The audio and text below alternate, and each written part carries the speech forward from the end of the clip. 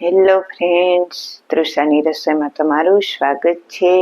આજે આપણે બનાવીશું જે આપણે મલાઈ મેળવીએ તેમાંથી જે છાશ નીકળે તેમાંથી આજે આપણે પનીર બનાવીશું અને તે પનીરની આપણે આજે એક રેસીપી બનાવીશું, પનીર ભુરજી। આપણે સૌથી પહેલા પનીર બનાવીશું ને પનીર આપણે આજે જે આપણે મલાઈની છાશ હોય, મલાઈની છાશમાંથી આપણે માખણ કાઢી અને આ છાશ આપણે ફેંકી દેતા હોઈએ છીએ। આજે આપણે આમાંથી પનીર બનાવીશું, છાશમાંથી જે મલાઈની છાશ નીકળે ને એમાંથી પનીર બનાવી અને તૈયાર કરીશું। તો પહેલા આપણે પનીર બનાવી લઈએ અને પછી પનીરની એક રેસીપી બનાવીશું। તો એના માટે મેં જે આપણે મલાઈની છાશ કરેલી હોય તે છાશ લીધેલી છે પનીર બનાવવા માટે, અને છાશ આટલી છે મારી પાસે। મેં અહીં ગેસ ચાલુ કરી અને જે આપણે આ છાશનું તપેલું છે તેને મેં ગેસ ઉપર ગરમ થવા માટે મૂકી દીધેલું છે।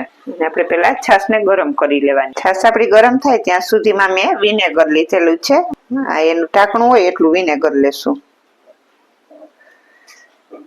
અને આપણે એમાં થોડુંક પાણી ઉમેરીશું।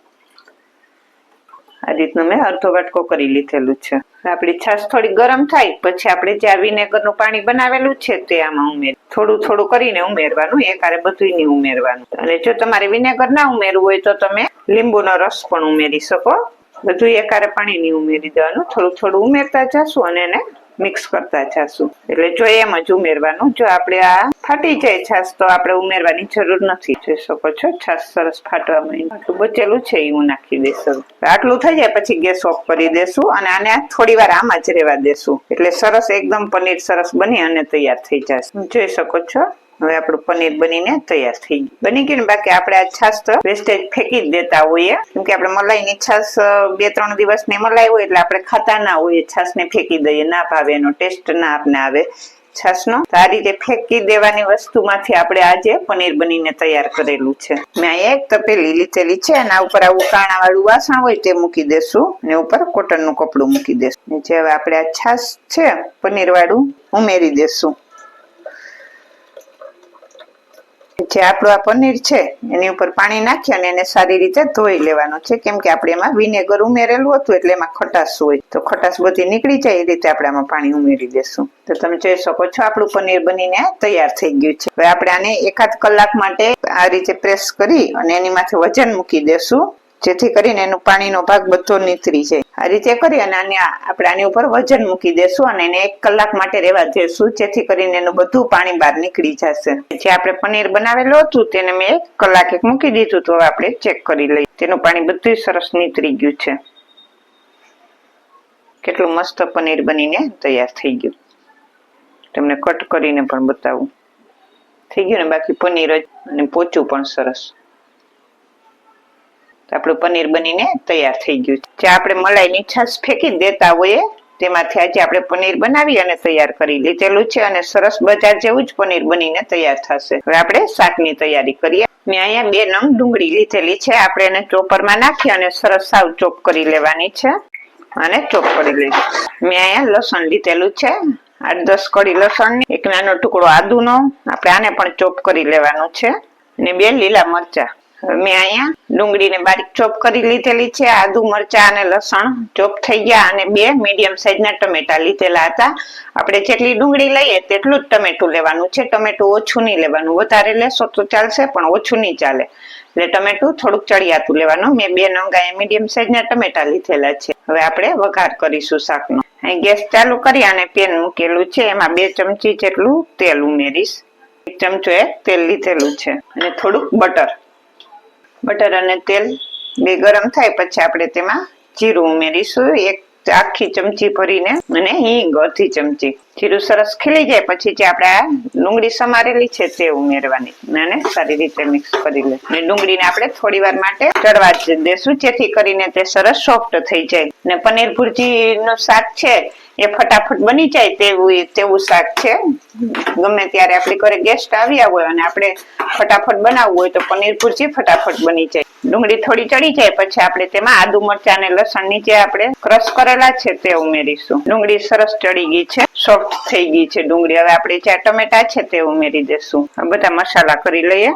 1 ચમચી હળદર પાવડર, અડધી ચમચી જેટલો મેં હળદર પાવડર ઉમેરેલો છે, 1 ચમચી લાલ મરચું પાવડર, મેં કાશ્મીરી લાલ મરચું લીધેલું છે જે ઓછું તીખું હોય, 1 ચમચી ધાણા જીરું પાવડર, 1 ચમચી નિમક, બધું મિક્સ કરી લેશું। ટમેટા સાવ સોફ્ટ થઈ જાય ત્યાં સુધી આપણે આને થવા દેશું.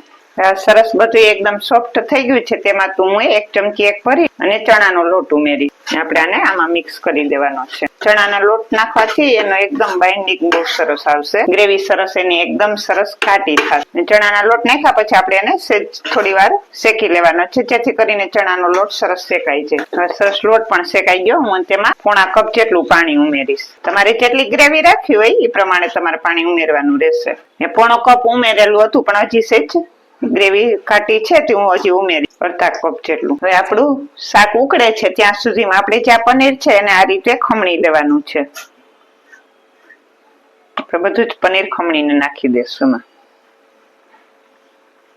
આ રીતે મેં બધું જ પનીર ખમણી લીધેલું છે. એકદમ મસ્ત તમે જોઈ શકો છો. જે આપણે છાશ ફેંકી દઈએ તેમાંથી મસ્ત મજાનું આપણે પનીર બનાવી અને તૈયાર કરી લીધેલું છે, અને એનું મસ્ત શાક પણ આટલી બનીને તૈયાર થઈ જશે. આપણા શાક ઉકળી ગયું છે, એમાં હું નાખી દઈશ આ પનીર. આપણે આને મિક્સ કરી લેશું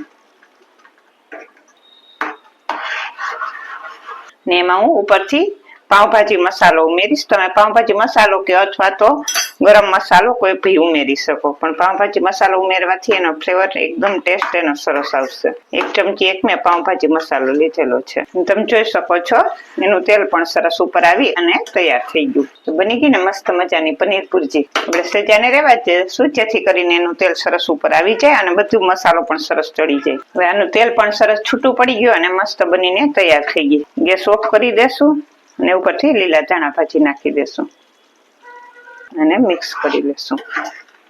તો તૈયાર થઈ ગઈ છે મસ્ત મજાની પનીર ભુરજી. તમે જોઈ શકો છો કેટલી મસ્ત બનીને તૈયાર થઈ છે. હવે આપણે પનીર ભુરજીને સર્વ કરીશું.